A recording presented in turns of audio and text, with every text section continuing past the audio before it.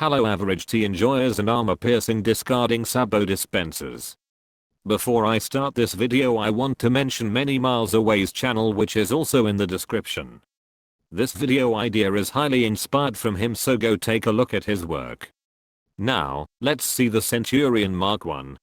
So this British tank can send your glorious Tiger and Panther to the hangar, because it makes use of armor-piercing discarding sabot shells that reach 228mm of penetration, that are fired from a 75mm 17-pounder cannon. So say goodbye to your glorious crapstal.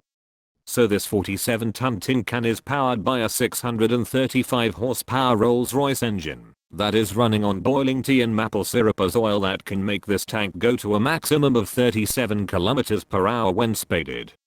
As its secondary gun, it has a 7.92mm Bisa machine gun, which is fully independent from the main gun. Sadly, we do not have the 20mm autocannon in game, which makes me want to shoot more of your transmission missing German tanks.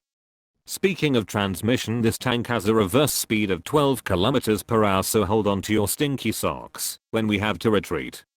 Speaking of reload time, your lazy loader can load those glorious shells in 7.67 seconds without any crew upgrades, while the top speed can be 5.9 seconds. In the crew department you have 4 battle-ready crewmen that will hopefully do their jobs when the tea supply is gone.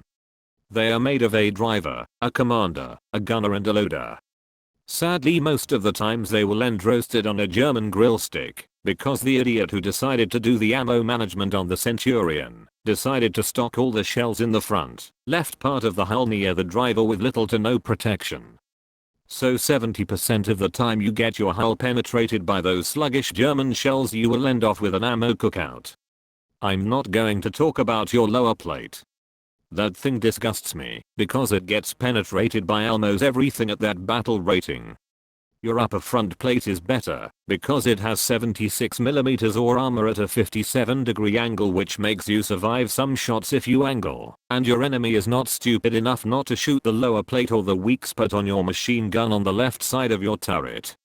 In my opinion, here is how you shall play the tank. Play it as a fat light tank. Try to flank the enemies, even if you can go straight trough their frontal armor, because if they shoot you first, I don't promise you will make it back to England. Try to hide your lower plate and wiggle your turret when your shell shattered or made the enemy crew gummy bears and didn't make them go black. When in a down tier, play like a greedy goblin, but don't be too happy, because you will end up like the Germans at Stalingrad, more exactly surrounded point. On the modification, I would go with parts, FPE, shot Mark 8, the armor piercing discarding sabot shell, filters, or crew replenishment, engine, and transmission. Take the rest in any other order your lazy ass wants. Don't forget about the crew upgrades. Go for leadership, shell loading, targeting and tank driving. Alright, that is it for the day. Now I shall go and drink a tea.